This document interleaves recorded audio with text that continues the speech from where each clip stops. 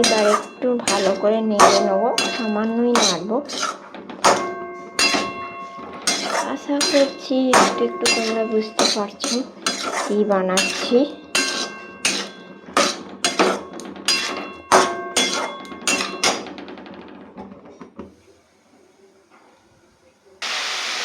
একটু সাদা নুন দেবো, আমার কাছে বিট নুন নেই, বিট নুন দিতে পারলে ভালো হয়, বাট যেহেতু এখন মাংস নেই তাই সাদা নুন দেবো। হালকাই ভাজবো, খুব বেশি ভাজা নেই, এগুলো খুব বেশি ভাজে না। আর এতে কোনো মশলা দেবো না আমি, তোমরা তো মশলা দিয়ে থাকো,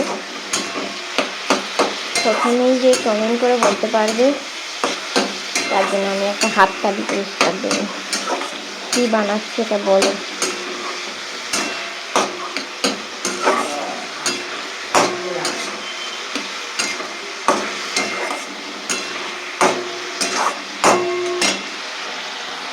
একটু সামান্য পরিমাণে চিনি দিয়ে দিয়েছি, আর সামান্য পরিমাণে একটু আদা দেবো, আর একটু টমেটো কেচাপ দিয়ে দেবো। আমি জানি তোমরা হয়তো এটা অন্য রকমভাবে করো, কিন্তু আমি একটু সামান্য দিয়ে দিচ্ছি।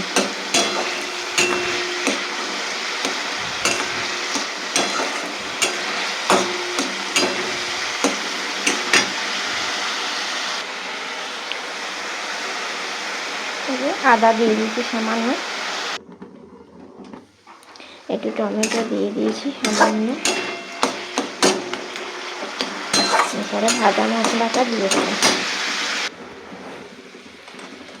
সামান্য পরিমাণে দেবো, খুব বেশি হয়ে গেলে মুশকিল।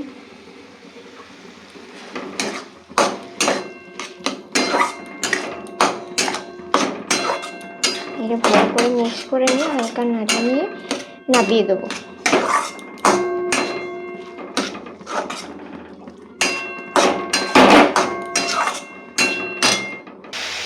সামান্য পরিমাণে একটু জল দেবো।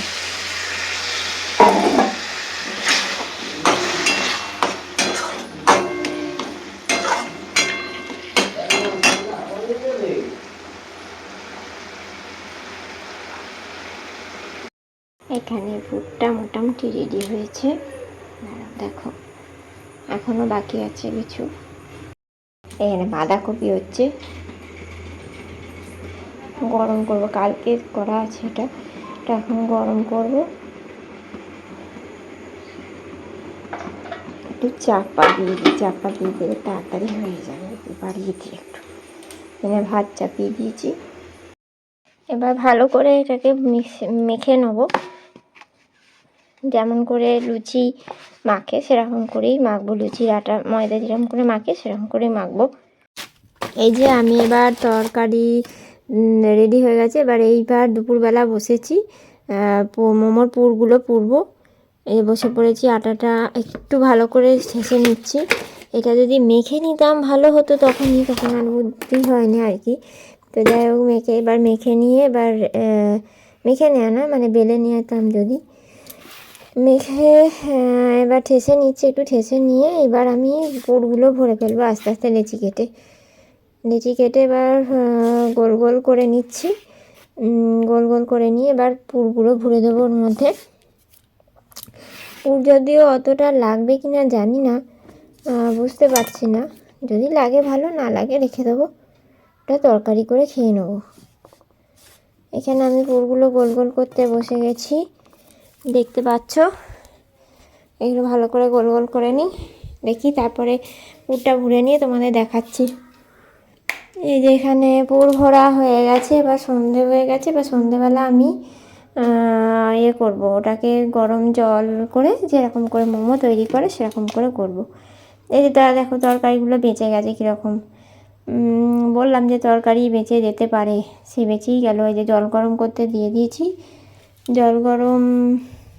আর এই যে এখানে পুরো থালাটায় আমি ভালো করে তেল মাখিয়ে নিচ্ছি, তেল না মাখালে আমি তুলতে পারবো না ওটাকে। আর এখানে চা হচ্ছে, তার পাশেই মোমোটা করতে দিয়েছি। এই যে মোমোর পুরগুলো করে রেখে দিয়েছিলাম, সেই মোমোগুলো তো দেখো এখানে রাখা আছে, খুব বড় বড় করে হয়ে গেছে। মানে মোমোগুলোকে যে ছোট ছোট করে নেচি করে আবার সেগুলোকে কাটতে হয় সেগুলো আমার জানা ছিল না। যাই হোক, একটা সেদ্ধ পিঠের মতন হয়ে গেছে। খেয়ে দেখি কেমন হয়েছে। মোটের উপরে খারাপ হয়নি, বাবারই গরমটাই মুখে পুড়ে দিয়েছি। খারাপ হয়নি, তবে একটু মোটা হয়ে গেছে। এই যা প্রথমবার করেছি তো একটু ভুল ত্রুটি হয়ে গেছে, ক্ষমা করে দিও।